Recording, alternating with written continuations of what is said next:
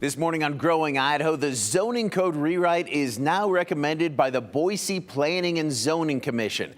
The zoning code determines how and where new developments are built and approved in Boise, and really the look of the whole city. The city has been working for a few years with a lot of public input to draft a rewrite of that code. Last week, the draft went before the Planning and Zoning Commission. Started with a presentation by the city outlining their goals of increasing housing affordability and meeting transportation needs by increasing density. Then came hours and days of public testimony with folks advocating for the rewrite, talking about how it limits sprawl, among other things, but plenty of folks testified against the rewrite as well, saying that it needs to mandate affordable housing, target neighborhoods more equally, and require more parking with new developments.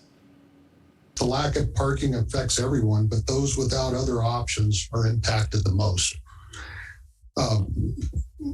We don't want to end up like a city where so many others, where commercial endeavors fail because of lack of parking.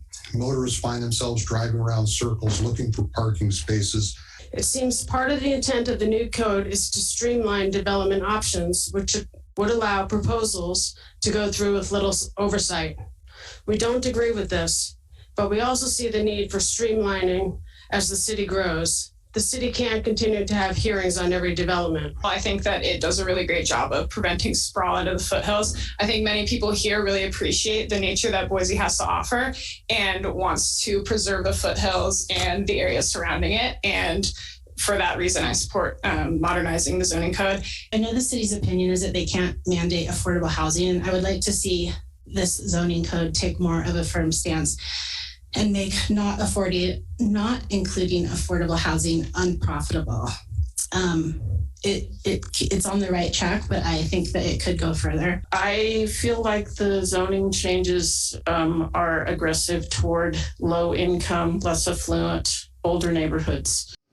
But in the end, commissioners unanimously recommended the zoning code rewrite pass the city council in June. They talked about how the rewrite will slow down sprawl and increase density to reduce traffic. They also talked about how just trying to stop growth is kind of un-American. Some folks have advocated for a no-growth strategy as a way to avoid the evident burden caused by population growth. A no-growth strategy would require a significant government intrusion into private property rights and the free market for real estate and development. I'm strongly in favor of growing up, not out, so that the rural nature of the edges of our city remain and the open spaces and the agricultural lands on our outskirts have a chance to last a little bit longer as we grow up. I really hope that we can learn from the lessons of other larger cities and use this code to avoid some of those pitfalls that those other cities have fallen into.